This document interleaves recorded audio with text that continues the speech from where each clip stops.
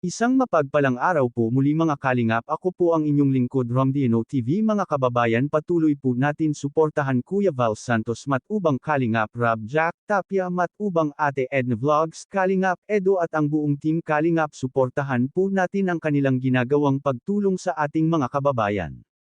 Sa pagpunta ni Kalingap Edo sa Hong Kong ay naiwan naman si VNC dito sa Pilipinas. Bago ang pag-alis ni Kalingap Edo ay nag-usap ang dalawa na mag-update palagi si Kalingap Edo kay VNC at eto nga ang ginawa ni Kalingap Edo, palaging nag-update kay VNC. Wow, grabe, talagang lumalalim na ang kanilang pagsasamahan, kahanga-hanga, talagang may isang salita si Kalingap Edo, at gusto rin talaga ni Kalingap Edo na makasama sa susunod si VNC sa mga out of town ng team Kalingap.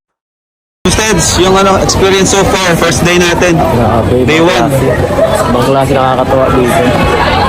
First time ko makapunta dito yung sa flight natin. Yeah, first time ko kaya pag ibang bansa. At nakaka-enjoy yung mga ganitong klaseng trip. Kasi siyempre nagsama-sama tayo, nagre-relax ang buong team. At para makapagpahinga kahit ilang Di lang puro trabaho yan. Oo. Ayan. Naman sa atin parang nagdala naman sa sarili natin kasi Kung sakali Eds, di ba si nakasama na si Joy. Kung sakali si Vinci naman na makasama, okay ba sa'yo yun? naman okay sa akin. Okay sa'yo yun? Bakit naman na okay pag si Vinci nakasama natin? Siyempre, puro pag-aaral lang iniisip ni Bianca.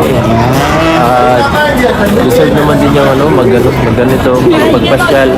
Minsan nga, pag may pinupuntahan tayo sa picnic, lagi ayaw niya outing kasi pinuuna lagi niya i-school. Okay. So deserve din Bianci ganito.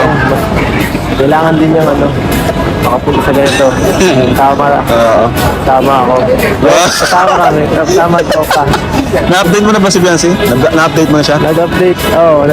Nag-chat. Saka sinendan ko ng pictures. Ay, grabe.